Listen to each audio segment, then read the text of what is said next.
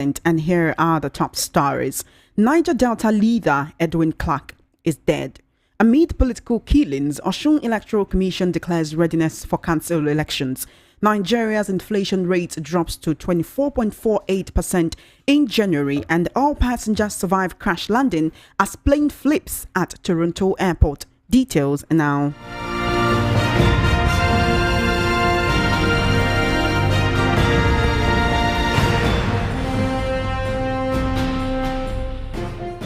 Thank you for staying with us. The world news at 12 begins on the foreign scene, where all 80 people on board a plane which crashed and overturned while landing in Toronto have survived. The Delta Airlines flight from Minneapolis skidded along the runway with one wing on fire and came to a halt upside down as firefighters put out the flames.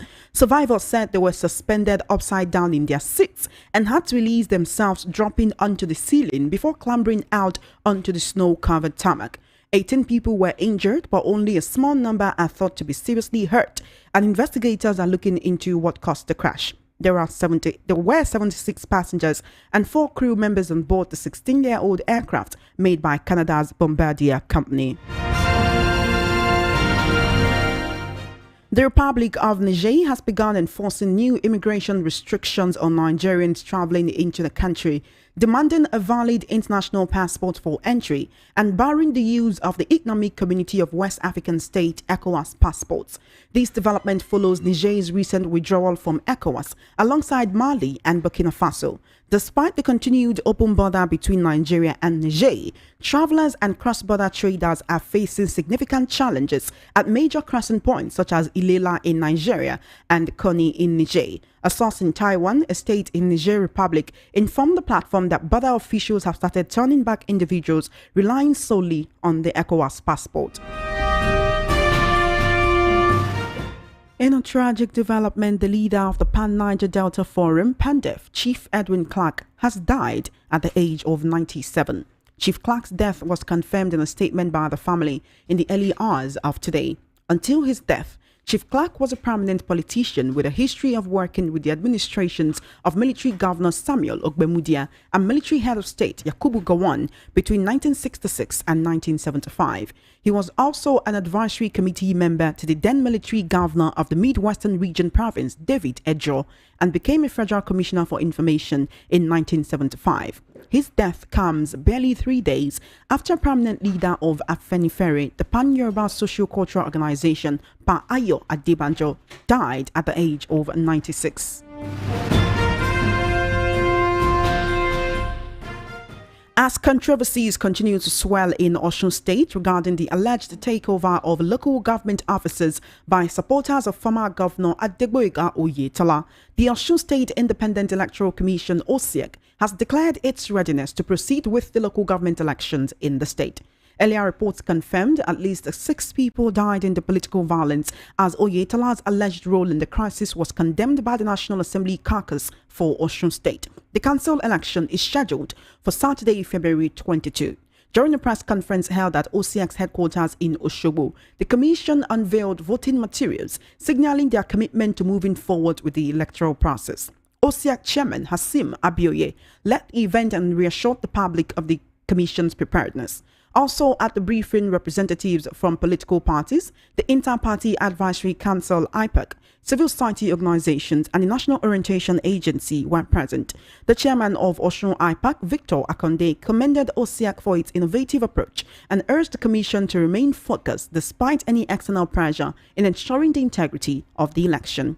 Meanwhile, amid the political crisis plaguing the state, some of the reinstated local government chairmen who spoke during yesterday's violence had this to say. Let's take a listen to them. To obey to follow the law. Because Nigeria law, the judiciary, they have done a right thing. They have checked our case and they said that we are the authentic chairman and councillors, and they order us to go back to our work. So we are here to follow the rule of the law. And we are doing it peacefully. We are not fighting with anybody. We are just doing what is right. And luckily, nobody's... Because the other people, they know that they are not the right occupant of the place. So they are nowhere to be found. So we are just here, we are law-abiding people. We are just here to enforce what the law says. And we have come to stay. And we are just enjoying the Nuge people that they should not play with their job. We just give them 24 hours, maximum 48 hours. We will bring the registered out for people that are looking for job, because they are not supposed to take sides. Their own is to do their job. Unfortunately, one of the thug, Shogo Agbola, aka Ado, shot directly to our boys, our party members, and which led to their death. I think we lost 2 of them. Banik was there also while they were shooting, and he was the one directing the operation. So before we knew it, before we rushed them down to the hospital, they gave up the ghost. And presently we have about 3 to 4 of our boys that sustained, 6 of our boys, party members, that sustained gun shot.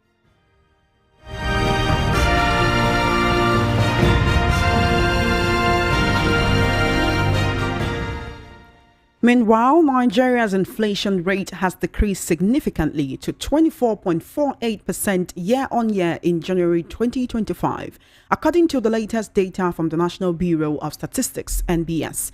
This marks a sharp drop from the 34.80% inflation rate recorded in December 2024. The Statistician General of the Federation, Adeyemi Adeniran, announced the new figure today.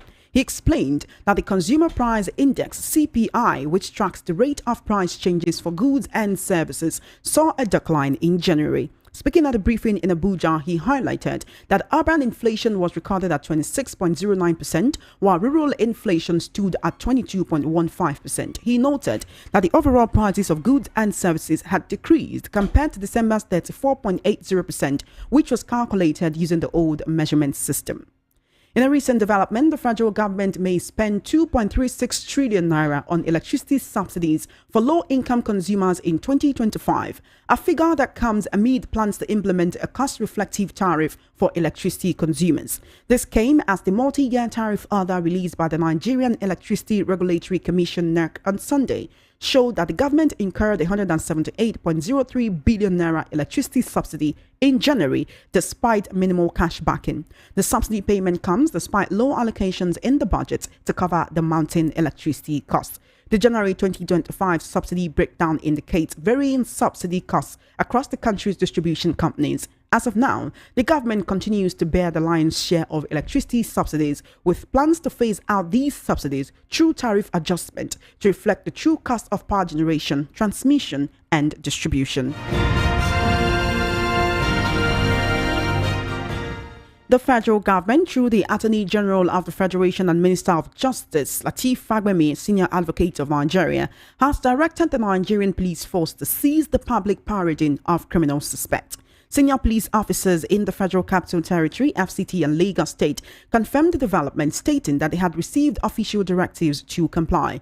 Human rights lawyer Femi Falana, also a senior advocate of Nigeria, welcomed the decision, noting that suspect parades violate fundamental human rights. He noted that parading suspects is illegal as it contravenes the presumption of innocence guaranteed by Section 36 of the Nigerian Constitution and Article 7 of the African Charter on Human and People's Rights. He also pointed out the discriminatory nature of the practice, stating that while low-income individuals accused of minor theft are paraded, high-profile suspects accused of massive corruption scandals are never subjected to such treatment. You're listening to the World News at 12 right here on Voice of the People 90.3 FM. Now joining me for the news analysis segment, I have a legal luminary, Barrister Fred Nzako. Always a pleasure to have you here, Barrister. Thank you for joining me and good afternoon. Thank you. Good afternoon. Thank you so much for joining me this afternoon, Barrister. Quickly, before we get into other issues in the news, Nnamdi Kanu has raised an alarm saying that the federal government is trying to use tricks to keep him in prison forever. What is your assessment of this situation? Quickly, in a few minutes.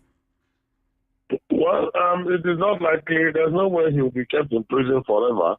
The fact that his mother has been adjourned, signed, die does not mean, yes, the literally meaning is indefinite, simply meaning that there is no date yet fixed for continuation of trial, but that does not translate to keeping him forever in detention, in prison custody. I believe and I trust that before long, a decision will be taken one way or the other so that the matter will proceed. Because keeping him in detention without trial on his own is breach of his fundamental right to fair trial and fundamental right to freedom. Because the government has two options: either to continue the trial, the court should release him on bail to continue from home. And I think before long, the decision will be taken on that. I'm sure that even as we speak, the judiciary will be thinking of what to do. But at the end of the day, the most likely thing and the most legitimate thing to do is to assign his matter to another judge. Even though I learned that many judges in Abuja jurisdiction do not want to handle his matter. Of course, that was the reason they gave that made the chief judge of the Federal High Court to send the file back to Justice Binta Talanyako. But there are other judges in other jurisdictions. We mustn't be in Abuja. After all, the jurisdiction where the whole thing happened was in the southeast of Nigeria. So I guess the matter will be handled before long. All right, then. Barrister Fred Nzako, while we're talking about that, let's talk about Nigeria's inflation rate dropping to about 24%. This is according to the National Bureau of Statistics. Before we start to talk about whether there really is a drop in inflation or not, due to what Nigerians are actually seeing and what Nigerians purchase food items for in December, let's talk about the fact that in December, that's towards the end of last year, in December 2024, the National Bureau of Statistics released a survey saying that Nigerians paid about 2.3 trillion naira as ransom in 12 months. There was a lot of hue and outcry following that report, and then the National Bureau of Statistics turned around to tell Nigerians that their website was hacked. That is to say, they did not put out this information. With such situation, how can Nigerians actually believe this information coming from the National Bureau of Statistics? And what is realistic? What is on ground with this information? How can we believe it? How do we know that their website has not been hacked again and someone is putting out wrong information to Nigerians? Well, in the first instance, it is not agreeable to me that inflation has come down by the margin propagated by National Bureau of Statistics, because when you're talking about inflation, what type of inflation are you talking about? Because you either be talking about general inflation or inflation, are you talking about inflation of household items or the basic necessities or inflation of imported goods or what? But if you talk about general inflation, I don't think Nigerians will agree with your statistics that the general inflation has come down. Because when you say general, it means putting in place almost all items under the surveyed and then taking an average or a mean value. Then they will now know whether there has been a reduction vis-a-vis a particular benchmark. Because when you talk about reduction, you must benchmark it against a certain figure.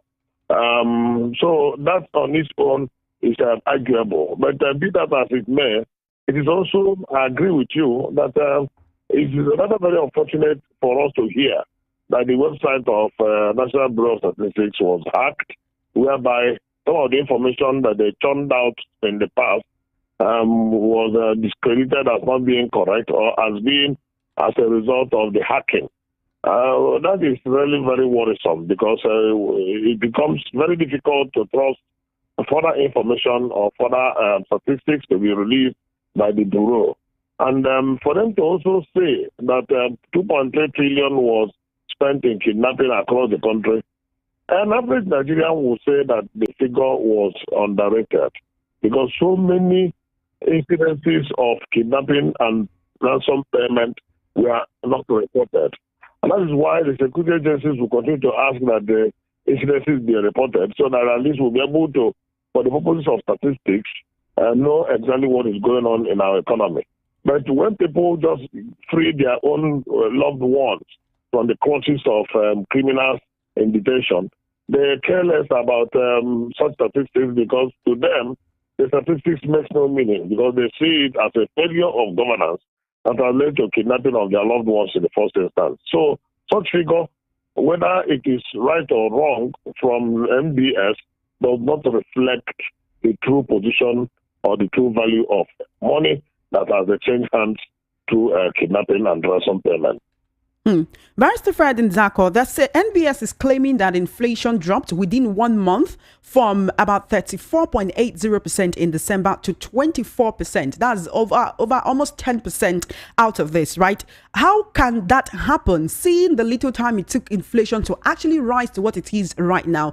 The price Nigerians are buying a bag of rice right now is not the same price they bought it in January 2023. So with this kind of information, which is very different from the reality on ground, which is very different from what the poor Nigerians on the streets are experiencing, right? This information, is it for Nigerians or for the government to feel like they are actually doing better than they did in previous years? Because the reality of Nigerians on the street is different. Yes, that means the benchmark of their information, the benchmark of their figures is against December figures. So they are now looking at January figures vis-a-vis December figures. But yet, it is very arguable and not easily acceptable by Nigerians because if you go to the market, the prices do not indicate such reduction in prices. So Nigerians will not very easily agree to such statistical information from NBS. But for purposes of planning, yes, it can have some value. But what planning are you going to make with a month's value? It has to be studied over a period of time before you will be able to have confidence that, yes, the reduction in price, even if there was a reduction in price, the general reduction in price, that you could now plan with it. It's not just when you benchmark price fluctuation for just 1 month, that may have been caused by one or two other factors. One of the major factors being reduction in purchasing power of the people and the reduction in their money available to them to buy stuff. Remember that towards the end of the year, there's usually heightened buoyancy in the economy, a lot of inflow coming from people in diaspora and all that. So there's quite a lot of money in the hands of people, which of course defines inflation in a bit. When you have an elementary definition of inflation to mean too much money chasing too few goods, it simply means that when there is a surge in inflow of funds, there will be naturally some little spike in the cost of essentially basic necessities and those items that people consume, like clothing, food, essentially clothing, food, and maybe travels and all that people consume towards the end of the year on account of the Yuletide and New Year celebration. But now you will now come to January when civil servants have not earned their salaries, businesses have not picked up, those who have brought money have gone back, and there is general dryness in the system.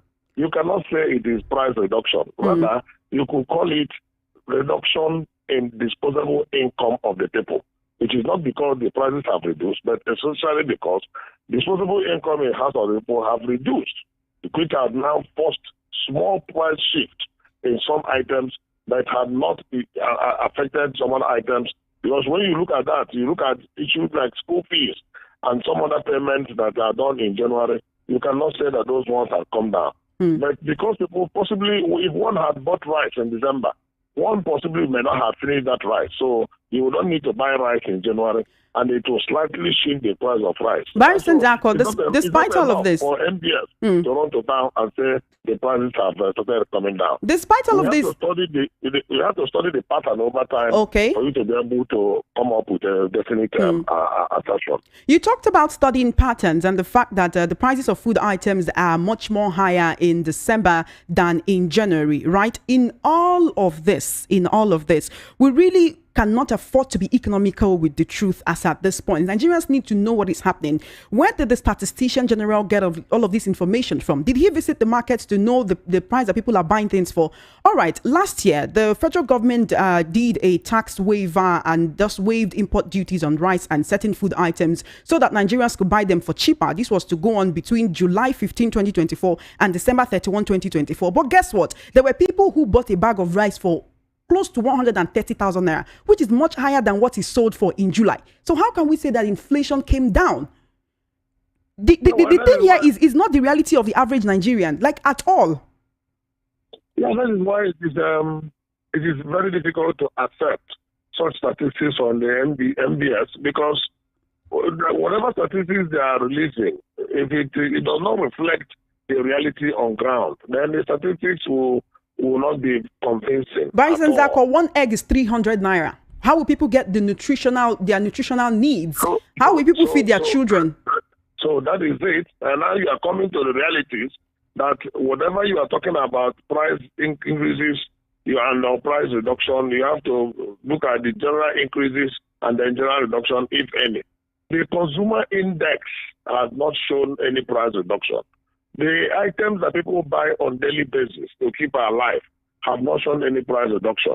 There could be a price reduction in other non-essential items that obviously, possibly, because if you are looking at, say, price reduction in price of clothing and wearing apparel and all that, you obviously will know that the price will come down. It seems to me that Nigerians are much more concerned about the food they will put in their stomach so that they can be strong. When it comes to food and other basic necessities, you cannot agree with NBS about their theory of price reduction at all. All right. But the reality on ground do not support such.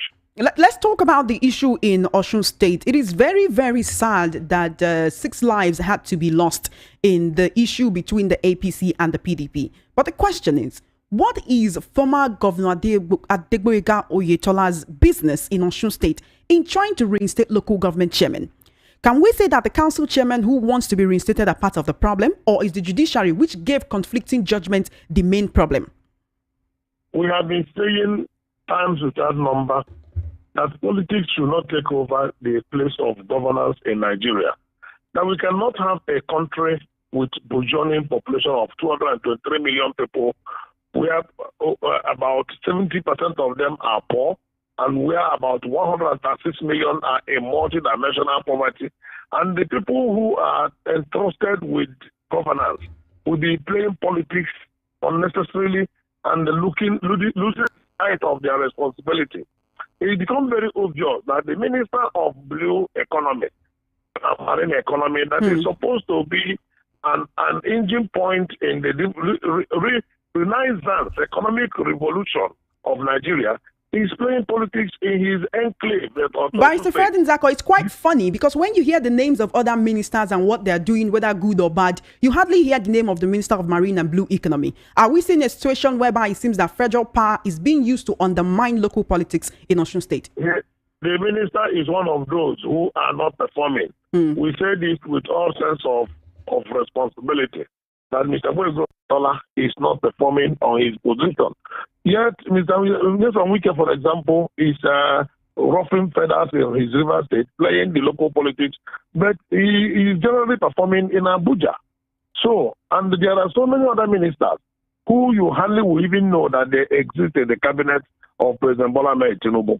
But we only know that they are local champions in their various states, because either they are interested in coming to run for governor's office, or they are interested in who replaces them, or they are interested in holding to power in their local places, which of course indirectly and indirectly affects their performance at Abuja.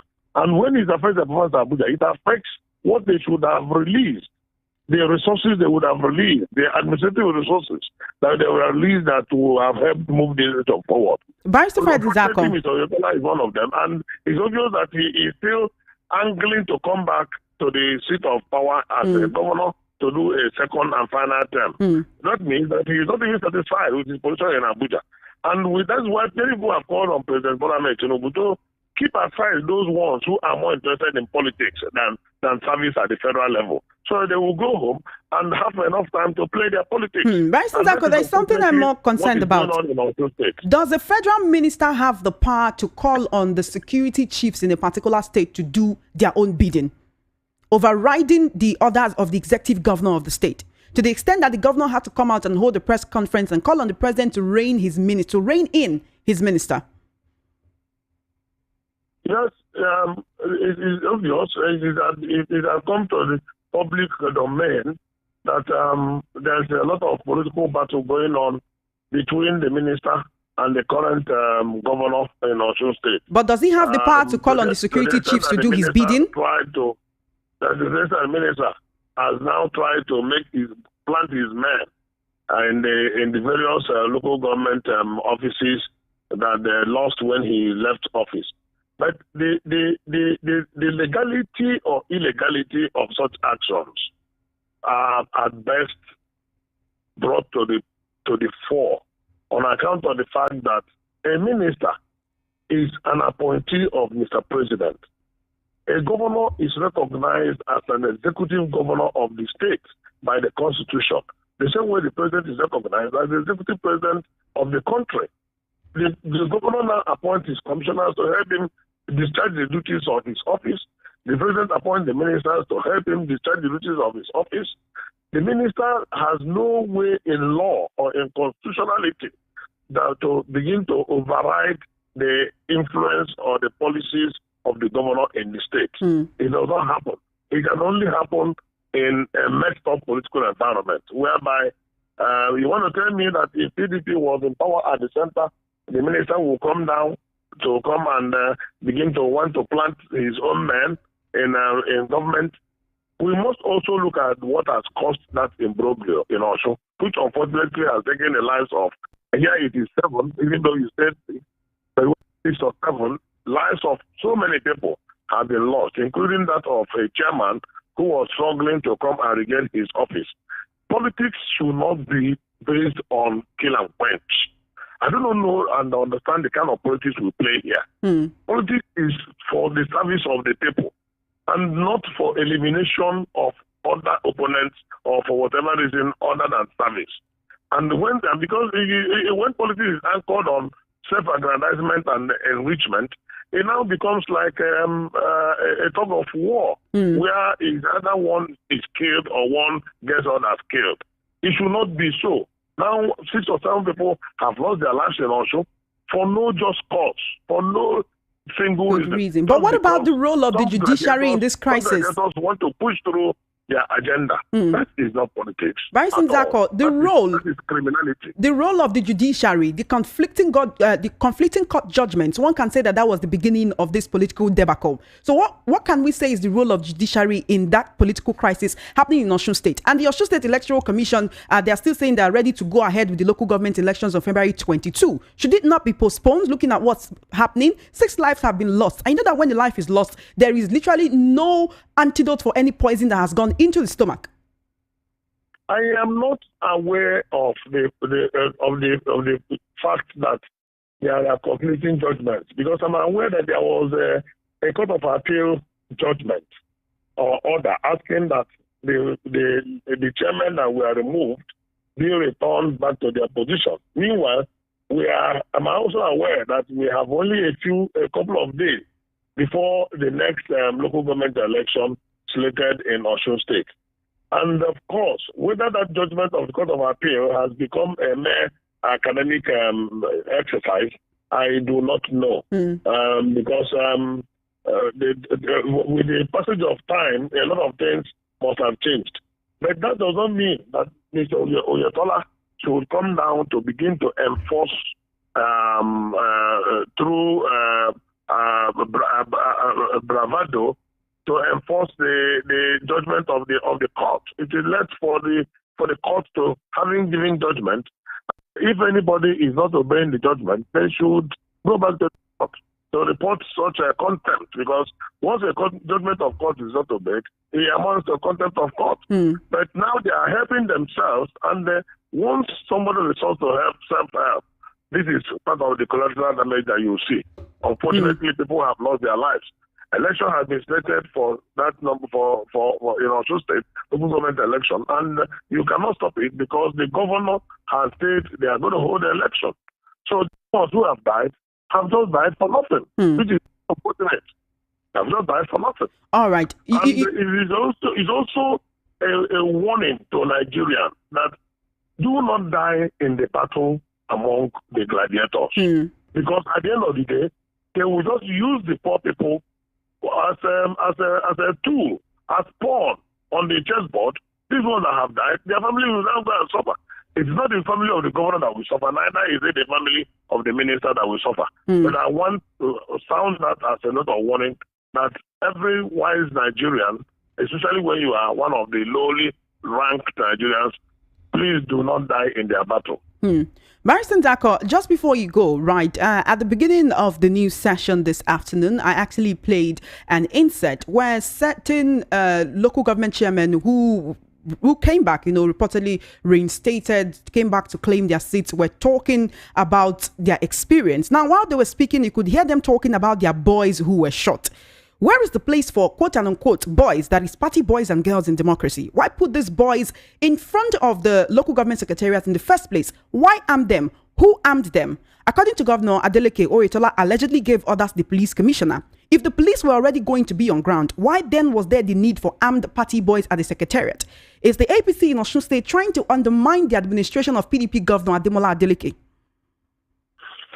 We have continued to say, and we will not stop saying, that politics should not be all about criminality. When politicians arm their boys, at the end of the day, these are when we are complaining about proliferation of light weapons and illegal arms. But whereas the system does not ask questions from the politicians who procure these arms for these boys, the police should be on top of this game and be able to pull anybody, no matter how highly placed, to come and give an account or to come and answer some questions. But eventually when these boys are arrested, the big men who arm them go through the back and free them. And how do you expect the society to be fair? How do you expect society to be clean? When those who are entrusted with the power, with the authority on the mandate of the people, are the ones that are spoiling their land. So these are the challenges. And of course, we must ensure that we have institutions that will be strong enough to ask questions and make out punishment and sanctions where necessary. But when the institutions are partial, when they are not fair, when they are easily cowed, or when they are easily manipulated or corrupted, the end result is a banana republic where might is right. And that is why Nigeria will now be behaving as if we are worse than an animal kingdom. We must begin to sanitize our society and ensure that the right things are done. We are not animals, we are human beings, and every life matters. We must make sure that there is sanctity of life and respect for rule of law and the decorum in our conduct of our affairs, especially by those who are in positions of authority. Barrister Ndako, would you be expecting the president to wade into the issue anytime soon? Must Mr. President get involved in everything? This headmaster approach, this headmaster impression that we give about Mr. President, that whenever anything happens in any part of the country... Well, his federal minister is involved. His minister is involved. Yes, according to Governor Adeleke.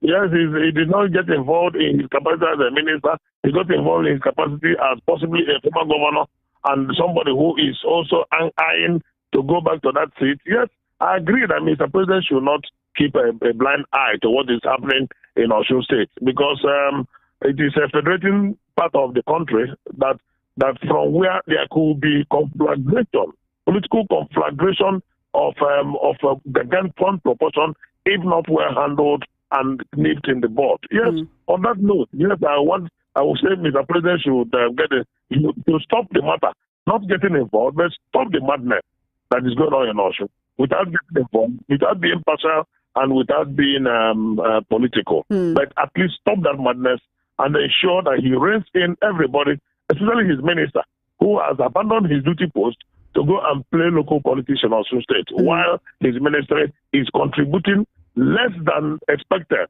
of him in this day and age when Nigeria needs all hands to be on deck. We will continue to call on the federal government to do that which will make Nigerians happy with them. Barrister Fred Nzako, I must thank you for joining me on the World News at 12. It's always a pleasure to get from your wealth of knowledge and experience. Thank you so much. Many thanks. Do have an amazing day. You have been listening to the World News at 12 right here on Voice of the People 90.3 FM. You do know that on the news, we do not just read out these issues to you, but we also bring in unbiased analysts to analyze these issues for your better understanding. But that's it on the World News at 12. Just before we wrap up, let's take a look at the top stories again. You heard that PANDEF leader Edwin is dead. Amid political killings, Osun Electoral Commission declares readiness for council elections.